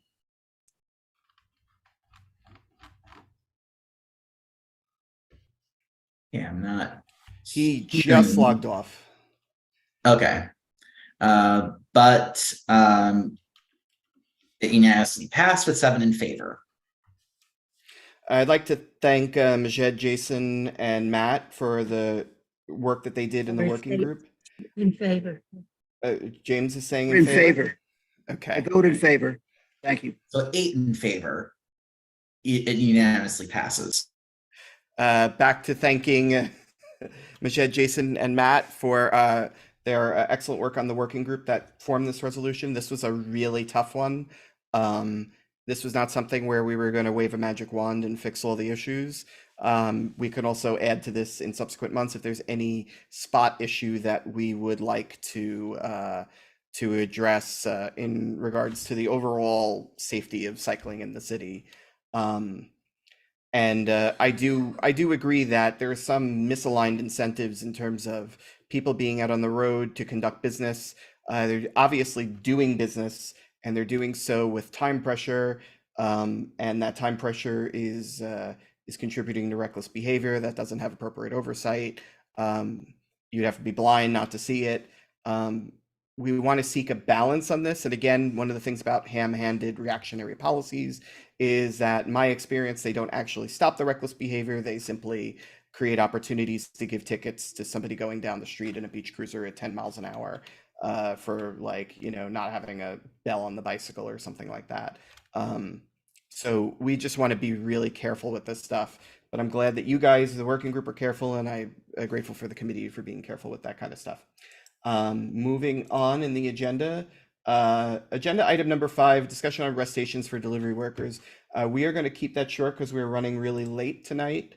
And I'm just going to bring this up because we're going to talk about this more in September. We don't have a prepared resolution on this.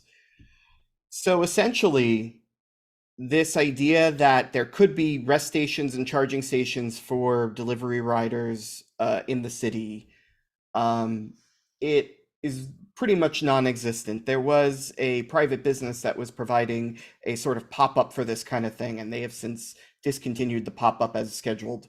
There's no such thing as a rest station for a delivery worker at all. We have supported legislation in the past to require restaurants to provide restroom access to contractors who are delivering for them. Rest stations would be kind of a nice thing, and the city is now starting to think about where it could add this and build them out and add charging facilities so that delivery workers do not have to charge all their batteries in their apartments and feel time pressure to do that and do it in conditions that are not advised by the bicycling guidelines. I have a device at home that has a lithium-ion battery. I never charge it unless it's in my eyesight. I don't charge it overnight. I don't leave it plugged in. That is what is advised on the package with the device, and it is a mainstream device that I believe is UL certified. This is probably an abundance of caution, but you know, I have an old tablet in my house that came with our TV. It is starting to bulge, like it goes. Whoa. The batteries, even in small devices, go bad, start bulging, start overheating, possibly leak a little bit. They have to be disposed of safely. So that's the reason why anything with lithium ion in it really needs to be treated more carefully. With that care, that's fine. When you're time pressuring delivery guys to charge these batteries without seeing them in unsafe conditions, that's no good. Commercial businesses and the city could provide somewhat of a stopgap kind of thing where they can provide safer charging opportunities. They can provide power banks. The bike parking manufacturer Uni is doing something with this where they're providing a charging kiosk where you actually slide the battery in a fireproof charging container. There's electronics in the charging container that prevent short circuits from happening. There's heat sensors. There's even just basic design of the container that would prevent a fire from spreading. And they could provide charging at what I would consider to be reasonable, competitive charges for that service. So it is possible, and it would be nice if the city supported that. And here's the reason why this is on our agenda. Because our compatriots at another Manhattan community board had a very reactionary discussion about this. They don't want it. They don't want it in the middle of Broadway. They don't want it in the middle of a square where there's people nearby. They don't want it where there could be nearby residents, even though they have no problem with those bikes delivering to those residents 24/7. I mentioned during our last full board meeting that there had been government research done in Streets Blog, the journalism outlet, got a Freedom of Information Act request out of them to talk about the results they got. They said out of 3 months of late 2021, that there were 2.7 million deliveries in our community district. in just a 3-month period. And that extrapolates to 11 million a year. And that was actually October to December. So that includes winter weather where, depending on how you're going to argue it, there's either more deliveries or there's less deliveries. But then there's also warmer weather months included in that, where whatever you argued about December doesn't apply to October.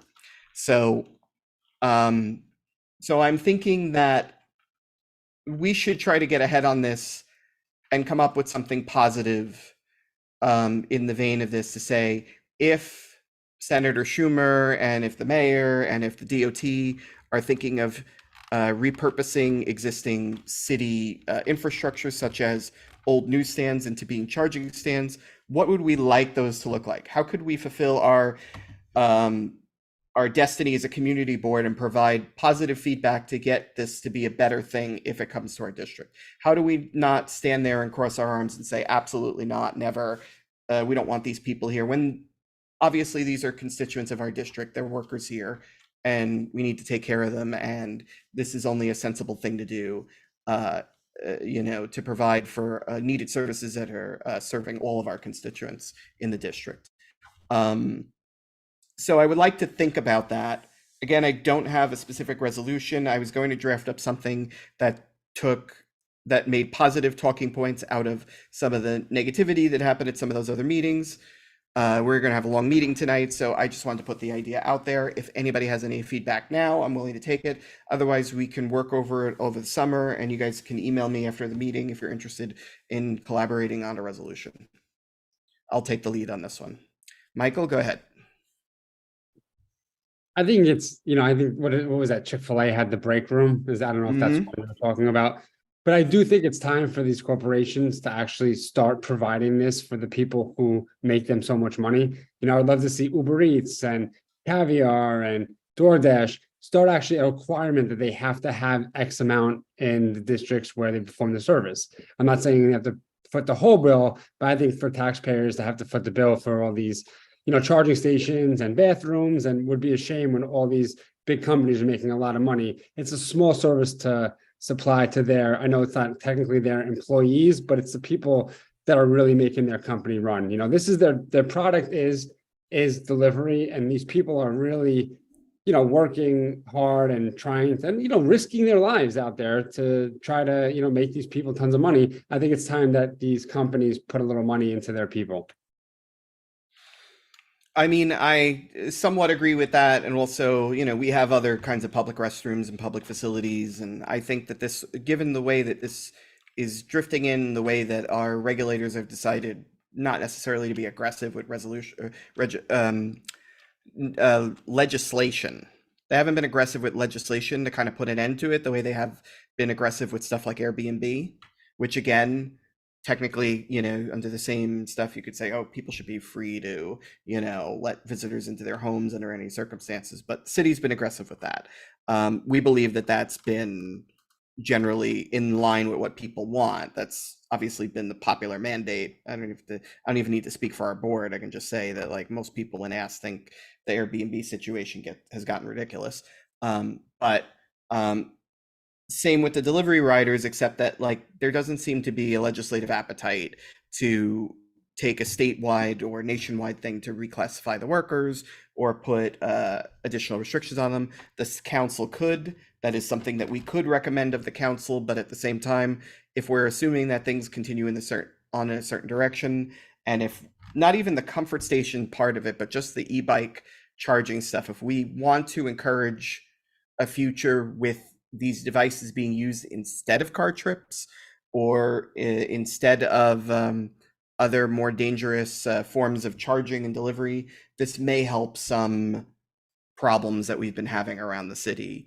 And I don't think it's particularly expensive to provide it. It's not like they're buying the batteries, they're just giving a power connect, and it's pretty cheap, and it's using space that this community board, before the time frame of about 3 to 4 years ago, we were unduly obsessed with abandoned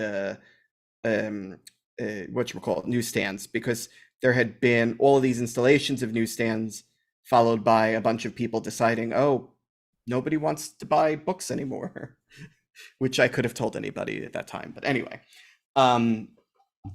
Yeah, so we do have the facilities to kind of quickly repurpose to it. Do we want to take an oppositional stance to that, saying it's totally inappropriate, or do we want to say something on the record that's useful for that, to allow for that repurposing, and additionally to kind of kind of set a city example of how we feel people should be treated when they're working in our neighborhoods? Jason, go ahead. Yeah, just a couple quick comments. I agree with Michael that in a perfect world, the platforms would provide payment and these services for their workers. But I also feel that we shouldn't wait for them to take action, and like we should help meet the need of this population of our community that's currently being asked to subject to the rain and the snow and the freezing and the heat, and with just absolutely no relief. And I feel tremendously bad for these the working conditions that these delivery riders are under. And like there's no accommodation for them today. They huddle in steps and in ATM vestibules. We should be doing better as a society in how we treat these essential workers.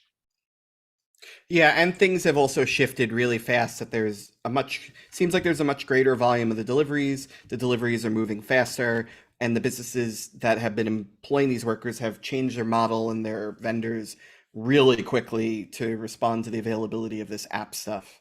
And it's just really hard to get a control on it. And we could take a multi-pronged approach to remedying the situation, which includes short-term and long-term measures. Does anyone else have comment on this particular agenda item? We do not have a prepared resolution. We're not going to vote on it tonight, in accordance with our bylaw revisions. Seeing no additional comments, we are going to move on from this agenda item and move on to number 6, discussion of congestion pricing, toll rates, and timelines. Listen, this is more of an update than an actual discussion. We have we pretty much in a few days we're going to have the final environmental assessment signed off by the feds. So there won't be any more revisions. There's not going to be any new information provided from state MTA to the federal government regarding the environmental assessment that they provided. In the environmental assessment were some options on tolling. There were options. The final decisions are going to be made by the MTA after a toll mobility review board conducts some public meetings to get feedback on some of the proposals and kind of moves in a direction of what they think the best plan is. They're not just going to be looking at reducing congestion, but also maximizing revenue. I think from our purview, we like to see transit improvements, but we're most concerned about the congestion and how the congestion impacts both local user safety and transit service. We can all individually converse with whatever is convened, but that is not happening, I believe, not anytime soon. If anything starts to turn its gears and is going to happen before we meet in September, I will email everybody. I don't think we're going to have a resolution on that. I think prior resolution work that we have done sort of covers where we're at right now, but we could always revisit it in September if there is committee motivation to do so. Just in general, there are still people who hate the idea and want the entire thing to be reversed by the legislature. It passed resoundingly up there, so it's not going to happen. It has support from all of our local electeds. So I don't think that that's a realistic proposition. However, some of the nuances about the tolling, for example, now there's a proposal out there, I think, that if you make under 50,000 a year and you have a certain number of trips per month, it's going to be reduced 25%, the charges. I think that that's reasonable. Maybe for some, it doesn't go far enough. Maybe for some, it feels like it's a philosophical step too far. I think our main concern on this is how do any toll easements on certain populations, deserved or not, how do they contribute to congestion? How do they contribute to traffic being added back into the mix? I would focus on that because I do think that that should be the focus of the program for us. We shouldn't worry so much about revenue concerns. We absolutely should not worry about the fairness of tolling anybody because this sort of thing has been in discussion for a very long time. To some extent, this is East River Bridge tolls simply by another method, and that's been discussed for a long time. And I think if you polled our district and you asked, should that we toll the East River bridges, you're not going to get much pushback on that. But that said, if there are any nuanced suggestions or any specific proposals, we're open to hearing them. There is no resolution tonight. We will discuss it again in September. If anybody has any feedback right now, I see B, you have your hand raised. You have the floor. I just wanted to ask Brian, the office, that when they hear that the feds have approved it and the document, a summary of the document comes in, if it could be shared with this committee so we could see what the environmental statement is. I don't want 4,000 pages, but there'll always be an executive summary. Yeah, I'm assuming that it's going to be like a link to a US DOT thing that the Whatever executive it summary is will be that at the for those- front. Yeah, for those of us that could read it, I think would be interesting. Yeah, okay. Brendan, keep that in mind, and I will put a reminder on my calendar to say that if executive, there's a certain date in which it's going to turn over, and I'll put something on my calendar for that date to try to get the final print of it available for the committee. Specifically, Yeah. a chopped PDF that just has the executive summary. Yeah. Yeah, I can make a note on my calendar as well to at least check. I'm just writing myself the note for that right now. Let me see. Final EA draft. So I believe we're expecting it probably June 12th, 2023. That is the end of the official 30-day public availability period for the final EA and draft FONSI for the Central Business District tolling program. So I'll put it on my calendar. Luckily, that's before I go on vacation. Michael, you have the floor. Brendan, have you been hearing about like who possible is going to get exemptions besides the 50,000 and below? Like companies, like for one example is, I know there's buses that go from like Grand Central out to the airports.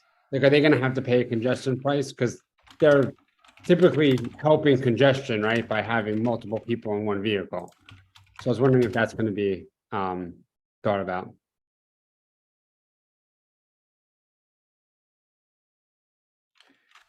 Well, I haven't heard anything about that. Brendan, I don't think you guys have heard anything about that officially. No, I mean, there are constituents, there are people who reach out to us, asking about carve outs for one group or another, but as to what sort of carve outs there would be, I have not heard anything. Thank you. Yeah, I think that there's some stuff baked into the legislation of like needing to look at certain populations in terms of who lives in Manhattan and socioeconomic stuff.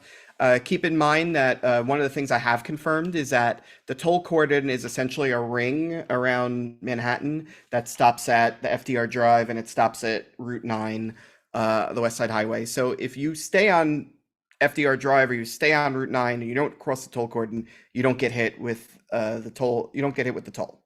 If you stay within it, if you don't cross 60th Street and you don't cross into the FDR and you stay just within Manhattan and you don't cross any of those gantries, you also don't get charged. So you can take any trips that you want as long as you don't cross the gantry. And then if you cross it once, you get charged the one time for the day, and then that's it. And it's just that day. You don't get charged for garaging your car in the district. You don't get charged anytime you don't cross the gantries. You don't get charged for multiple trips in the same day. I think that's how it's going to be set up. So to some extent with commuters and carpooling and stuff like that, I don't think that that's been part of the discussion. I think generally they'd rather have people take the subway and perhaps park in the outer boroughs if they're going to do some abbreviated sense of carpooling. But yeah, I think the vision on that is more transit and less carpooling. Does anyone else have any comments about this particular item that's up for discussion? Otherwise, we'll bring it back in September. All right, seeing no additional hands raised, we're going to move on to agenda item number 7, report from NYC DOT. Colleen, thank you for hanging with us this whole time. Do you have anything additional for us, Colleen? Oh, hi, Brian. The only thing that I have that I can report is that we are continuing to mill and pave citywide in Manhattan. And Brendan did give me some streets that I have to get back with him in terms of assessment to determine whether they're eligible or not for paving. So Brendan, if you're listening, I will get back to you on that. Summer Street's coming up, just so you know. First 3 Saturdays in August, and I know the community board has sent us or is planning to send us a resolution on expansion of the route. I'm not sure if that was sent out. I don't recall seeing it. If you can confirm that with me, I can double check in the office tomorrow. But yeah, it's been on our tracker. Our resolution tracker should have a Summer Streets resolution that we passed a couple of years ago asking for consideration of both expansion of the number of weekends and expansion of the physical route. Okay, I thought a new one was passed. That's why, but that's okay. I will pull the old one. And I'll I get can back to you. resend the resolution we have passed or resend it. Okay, fantastic. Thank you, Brendan. No problem. That's all I have.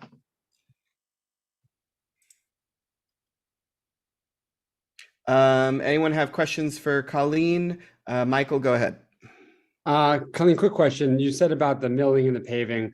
Is the FDR Drive between 42nd and 23rd on there by chance, you know? Michael, I don't believe it is. I haven't seen anything on that, but I'll follow up with Brendan tomorrow and we'll get back to you. Yeah, because it's really bad. I don't know if you've gotten complaints. I'd love that to be looked at. Thank you. Fantastic, will do. Thanks. Jason, you have the floor. Yeah, just wanted to follow up about the adding protection to prevent cars from parking illegally on the pedestrian spaces on 2nd Avenue. Has there been any progress on that in DOT? So, I mean, what we have been doing is we've been installing the flexible bollards, the flex post to prevent that. And what's happened is that cars, they'll drive over it, they'll get damaged and they'll get replaced. But in terms of anything hard concrete, in terms of granite blocks, I don't believe that we're looking to do that at the moment. But I can find out in terms of a timeline of what other safety measures we're planning to put in place there. Thanks. Colleen, do you have any updates for us on the parking change at 1st Avenue and 36th Street? Oh, I do remember that one. That is still being looked at. As soon as I have something, I'll share it with Brendan. That's the Okay. one for parks, additional parking spaces for parks. I do recall. Right. that. We were going to designate those for parks so that they don't have to park inside the park to get the vehicles Yes. near to the park. It's been assigned to our authorized parking, so they're evaluating that and they'll get back to me on it. Okay. All right. Colleen, stick around for Chair's report because I'm going to have some stuff to say for DOT, but otherwise, thank you for joining us tonight. I'm going to move the agenda into number 8, Chair's report. First of all, you guys have worked really hard this year. I have put everyone through a lot here. We have been so productive on this committee that sometimes we have more resolutions than the Business and Licensing Committee, which is pretty impressive. Especially because most of our committee members are on the line tonight, and I will reach out to anybody who isn't, but everybody has done an incredible amount of work and gotten a lot done in this particular session. And I've looked back on some of these months and said we took on way too many agenda items for this meeting. And this meeting kind of ended up in that territory too. So I'll try to keep that part brief. But thank you for everybody for your hard work, your dedication, and your focus on the issues that we have.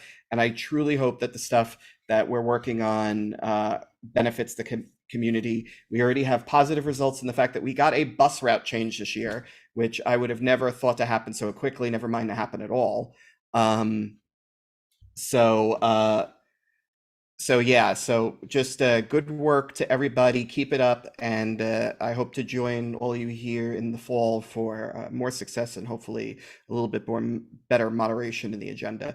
Luckily, our approach of taking into these working groups on the side has done a really good job of helping us accelerate the process of coming up with ideas and having the committee review them and get them out to the public without getting mired in little details on the spot. So I hope to continue with more of that, and I'll talk to anybody individually who wants to talk more about stuff on specific topics. So we've got that. I've got some other little items regarding DOT. The raised crosswalk was announced, and I think it was announced to the full board, but I'll announce it again. There's an installation going up at 54th Street and 2nd Avenue for a raised crosswalk. That's going to be kind of a new thing for DOT. If that's successful, we hope to see that kind of traffic control instituted more. It'll protect pedestrians in these crossing situations a lot more often. There will be a joint hearing at the council on fraudulent license plate. Fraudulent license plate intros. I don't have the exact intro numbers, but there's several of them. It's going to happen on June 26th, which is a Monday. I'm going to paste the link into the chat right now if you're interested to find out more. It is an open hearing, and the council's conducting it, and we didn't have anything necessarily on the agenda about it tonight, but we did talk about this sort of thing in past months. We did have a resolution that advanced some of this stuff, and I think that this includes more than that, but if you're at all interested in that, there's some information in there on that. The last thing that I want to address tonight is a very terrible thing, and I am not happy to be talking about this at all. There was a very bad traffic collision in the district last night. Specifically, it was a block from where I was at, in which a drunk driver ran up on the sidewalk in Gramercy on 3rd Avenue and crushed several pedestrians. One is in intensive care, one is dead. We don't have names for any of the victims. We only have names of the driver of the car who has been charged with vehicular manslaughter. I don't know if he was a taxi driver or not, whether he was driving for one of the rideshare services, but apparently he tested for alcohol at the scene, and he was brought into custody. This is pretty much all the details I had on this. We don't have a great deal of investigatory stuff. The police department told the news that the driver at first had dodged a couple of cyclists in the roadway, and that was why he crashed, which sort of, when you tie it in with what we dealt with the Greenway crash and the stuff by the FDR and the pier where the car ended up all the way on the pier, and then the response to it was, don't worry about it, we let him go. And we just don't get a lot of reporting on that from the city. And we certainly don't get a lot of reporting on that from the news, because the news comes and they do their hits and then they run off, and Yes, I'm everybody with you, who was and I'm hurt, listening. killed. I'm listening to everything. James, you okay? I'm okay. Thank you. Okay. So it just doesn't get any follow-up. It has no more news hook. We don't get any aggregate stats about these things. We don't get follow-ups from DOT. And Colleen, not to ride on you guys too hard, but we have been asking for 3rd Avenue improvements, not necessarily along this stretch, but along the corridor for a long time. The improvements along all of 3rd Avenue in Manhattan are rolling out very slowly. This is probably a time frame that befits sort of a project management perspective, but it's not a blood on your hands kind of thing. It's more like a series of missed opportunities to protect people and to calm traffic and to put in design interventions that prevent drunk drivers from causing this kind of damage should they actually occur in the city. And I know that it's expensive and it's hard to do that stuff, but we have so many people that we need to protect, and these incidents end up creating such damage when they happen that it is justifiable to move quicker on this stuff. We should get more budget for it, which is something the mayor and the council has to discuss.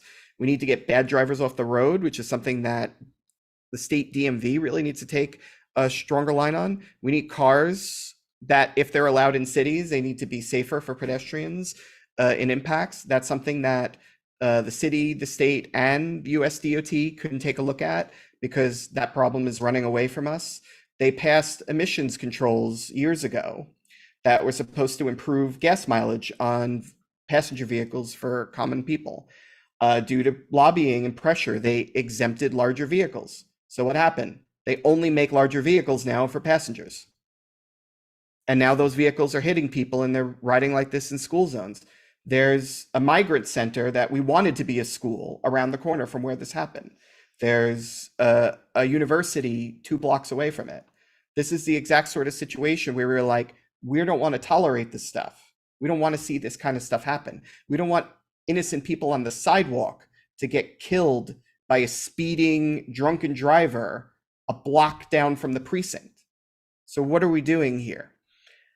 So at the beginning of this report, I congratulated you guys, and that still obviously holds up. You guys are doing what you can to address this problem.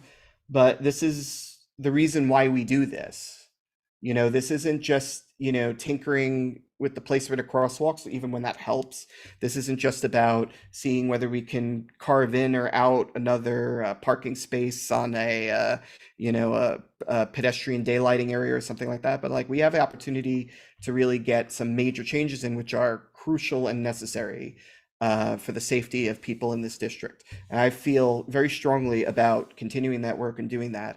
And it's really disappointing to see these incidents play out. There's been a number of really terrible crashes from speeding drivers along 3rd Avenue and Lexington.